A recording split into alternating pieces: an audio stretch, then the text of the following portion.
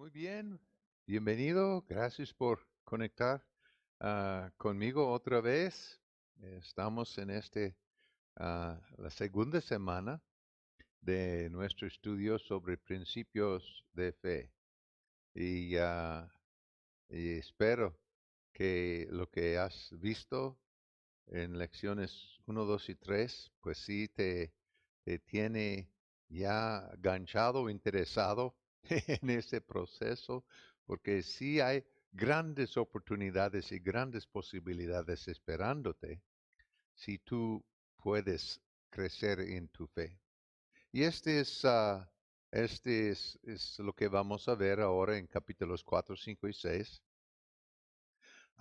En capítulo 4 habla de los elementos de una fe que sirve, que funciona. Habla acerca de la fe y la esperanza. En Hebreos capítulo 11 dice que es pues la fe, la certeza. Me gusta lo que dice en la Reina Valera de 1865, dice la sustancia. Si imaginamos que la fe es la sustancia o la materia prima, y la esperanza, el plan. Nosotros necesitamos ambos para alcanzar cosas. Pues la Biblia tiene dos cosas. Tiene la fe, la palabra que nos da la fe para a tener la sustancia y también nos da el plan o la esperanza para que nosotros recibimos lo que la Biblia nos promete. La Biblia habla en Romanos acerca de, creo que es en capítulo 3, verso 27, la ley de la fe. Y hay principios que no se puede romper. Por ejemplo, en Romanos capítulo 10 habla acerca de la fe viene por el oír y oír la palabra de Dios. La palabra de Dios es es el alimento para que fe aumenta. Entonces la persona que no medita palabra no puede esperar tener una gran fe. Entonces hay varios otros elementos.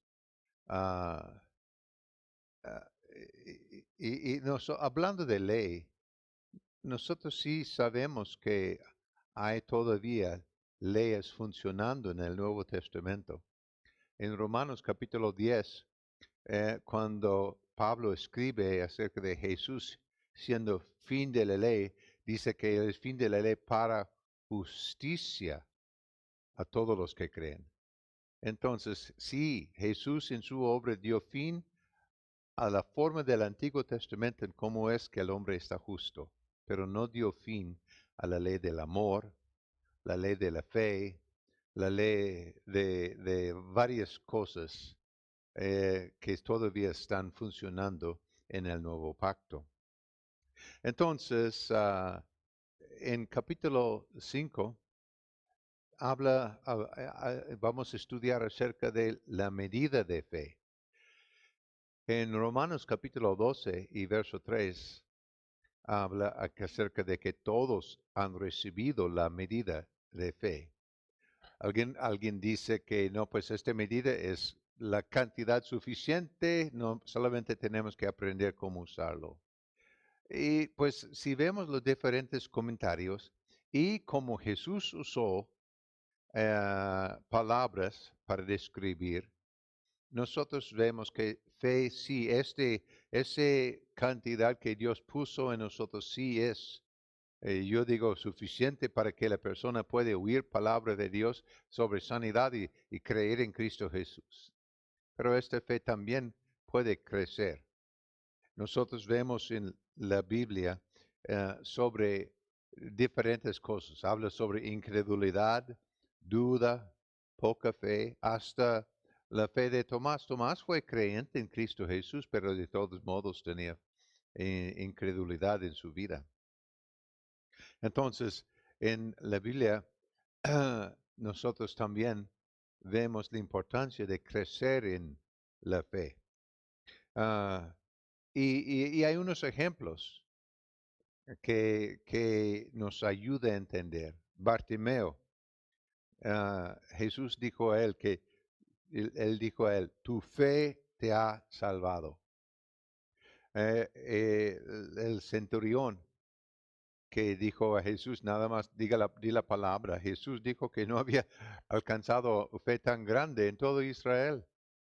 La mujer cananea, eh, Jesús dijo, grande es tu fe. Entonces estamos hablando de cantidades. Los dos ciegos, Jesús dijo, conforme su fe se han sanado. El leproso agradecido que regresó a mostrar su gratitud a Jesús y Jesús le dijo que tu fe te ha salvado. Y entonces cuando nosotros vemos los discípulos sobre mar con Jesús y tuvieron temor, Jesús dice, hombres de poca fe. Oh, qué triste, ¿no? Oh, a mí no me había gustado estar con ellos en ese momento.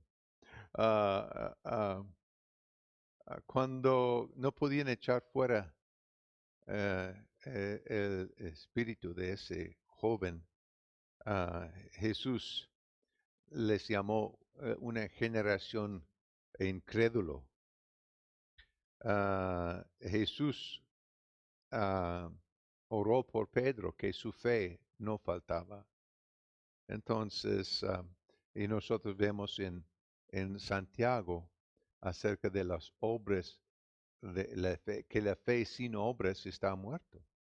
Entonces, hay varios principios que hacen funcionar una fe. Y tú y yo tenemos que aprender cómo combinar todo esto en cualquier ah, carrera en la tierra, contador, matemático, doctor, tienen formas, recetas, maneras que tienen que hacer correctamente para que en su área de trabajo cosas funcionen bien. Así es la fe. Hay varios elementos que tienen que funcionar. Y en capítulo 6 vamos a estudiar sobre la obediencia a la fe. En Romanos 1:5 nosotros vemos, puedes leer en tu estudio este verso, a la obediencia de la fe. Entonces, hay varios usos. Algo que quiero mencionar ah, también, cuando nosotros hablamos esta frase, la fe de Dios, la fe en Cristo Jesús, la fe. En el libro de los Hechos hay 2 o 3 veces donde habla acerca de personas que ellos fueron ministrados y sí entraron en la fe o confiaron en la fe. Y pues esta frase, la fe, no es la persona meditando la palabra y confiando para sanidad en su corazón. Esta frase, la fe en eso, habla de la creencia que la persona fue convencido a creer en la obra, el plan de Dios y la obra de Cristo Jesús, todo completo, y se llama la fe.